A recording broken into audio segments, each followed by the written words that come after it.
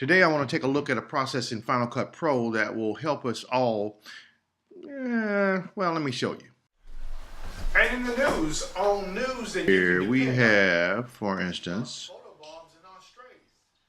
a nice little screen, and in fact a nice studio where you can produce your presentations if you needed to in the studio. Well, at least that's the studio I wish it was. Let me show you what my studio really looks like. It's just a room with green screen. And that's what we want to talk about today. That is the notion of how we get a chance to look at working with green screen to give us some really exciting video and help us accomplish some of the ideas that we want. So first, here's what I want to do. I want to talk about a little bit about the technique of green screening. And I want to do that one by first talking about the idea of keying, then secondly talk about using a mat to isolate certain parts of the video, and then lastly using Final Cut to transform the size of the people or the items in the video to make them fit in with what you have designed for your set. So first, let's look at a nice little background that we have here. And if we decided that we wanted to put a key on this, this is what we would do. We would go over to the keying section up under the effects palette in Final Cut Pro, and we would grab the keyer and simply drop it on the item. And as you can see, if you look, the blue background dropped out. Now the question might be, well, I thought this was a green screen training. Well, the keyer normally will look for either blue or green.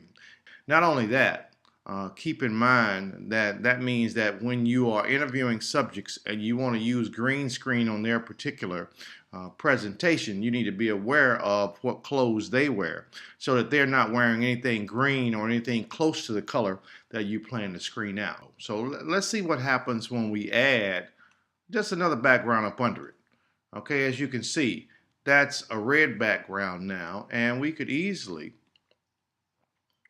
go up and find us another background if we wanted to, and maybe place it now behind it as well. So I'm going to take this item here and I'm going to place it down up under, and now you have eyes in the back of it. So whatever you put behind the green, whatever you put behind the item that has been keyed out, then you will see that item showing up in that area that's dark. How does that help you in the real world? So as I told you, here is my studio. So, and you'll notice the green screen in the back. So what I'll do now is I will take that same keyer, drop the keyer on that particular item, and what happens? The green area becomes black the same way it did in the last picture. So now I want to come up with a nice studio to go along with it. So I'm going to drop that behind us. But as you can see, we still have some problems, don't we? Well, one thing is we have this area here on the right and the area here on the left that now what happens? Well, it's also in the picture. So how do we handle a situation like that? So here's what I'm going to do. I'm going to move this screen so we can see it, what I'm going to do next. As you can see, there are some pieces on here that we actually don't want to show to the viewer, even though we have used the green screen to isolate the subject that we actually want to show. So what am I going to do? I'm going to go to the transform tool, click on it, and move down to the crop tool. The crop tool will allow me to take this clip down and move it into an area very close to just the subject that I want. And as you can see now, you don't see all of the extra pieces on the side. All you see is a narrow band around the person, and you hit the done at that particular point. Now, once I put a background on it, let's look and see what happens. Voila! We now have our magical studio available to us. Now there's some other things there that you can see as well, but we're going to go over that a little bit later on in terms of some extra information that showed up that we didn't really want. And we're ready to make the presentation. Now, I've got some items I want to show on the screen too, so let's go back to the transform tool, click on that particular clip, and let's move this particular person a little bit to the left so that we can see the screen. But we also have some, if you notice, we have some of this black stuff down here at the bottom. Why is that like that? I want to show you the original setup that was used so that you get a feel for why that black is there, and also a caution to you as you are setting up your screen. The short answer is if you look very close, when I did my green screen, I left some open areas there, and you can see the black just below where the top green screen begins to hit the floor and where the floor piece picks up. So in setting up your green screen, make sure you have a continuous green screen all the way through your characters. Otherwise, once you set up the green screen, then what you'll find is that you'll have those blanks. Now sometimes you can make a correction to them and you won't have to reshoot, but it is easier to go ahead and shoot it as it is. So how do we make that correction? That's what I want to go over with you now in terms of using what's called a garbage mat to, say, block out that information. So I'm going to go back to this person right here. And I'm going to click on them, and I'm going to use what's called and by the way, I'm going to put a link to this RT 8-point mat, which will allow us to then isolate those points and cut out part of the information around it. Whoops, as you can see, we've cut out part of the person, right? So how do we handle that?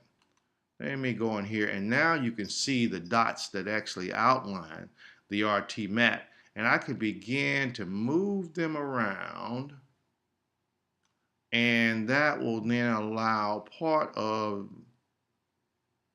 that black to now disappear. And that helps out quite a bit in terms of helping you. Now, you can move it and make the person disappear if you want to also. So these 8 points allow you to move around. And as you can see, I have not gotten all of that black background out, and that's why it's very important. I could actually put another mat in there if I wanted to in the center, and I can get rid of it too. So using the mat will help you get rid of some unwanted spots sometimes, but it is much better if you would go ahead and work with the green screen, ensuring that at the time of the green screen it is set up the way you want it. Here I'm showing the screen, and in that screen I'm doing a news story. So once again, the order of how you set up the green screen is real important. The talent is out front, and if you look very carefully on the timeline, you will see that the talent is at the top of the timeline. Also, because my next part that I want to show is a picture of this shark attack is what it is, then I'm going to put it next, and the background, which will be my studio, is at the bottom of the screen. So how do I get that particular picture in there? Okay, let me go up and find that picture for you and show you how it began, and then talk about transforming that picture for you. And you get the picture from your assets, of course. Initially, this is a full-fledged picture right here, and that's what it looks like. But we don't want that because it covers up the announcer. Okay, so what we're going to do now is we're going to show you how we did that by using the transform tool again. By using the transform tool and holding the shift key so that you keep it at its right proportion, you can either enlarge the picture or you can make the picture fit in with the screen. In my case, I want it to fit in with the screen, so that it looks like it's a part of a news story and it is behind the talent at this particular point. Okay, so that fits in right there. I'm done with it, and that's how you do the transform. And you do that throughout the video as you need to. Okay, so that's how you take the green screen and work with it. And make sure, once again, you look at the layers and how you want to set them up with the background. If you want the studio to be your background, that is at the bottom of your timeline, and then the other pictures above it. And so you'll have to keep in touch with that. I'll put a link to the final version of this video so you can see it, but it will help you get an understanding of what green screens will do.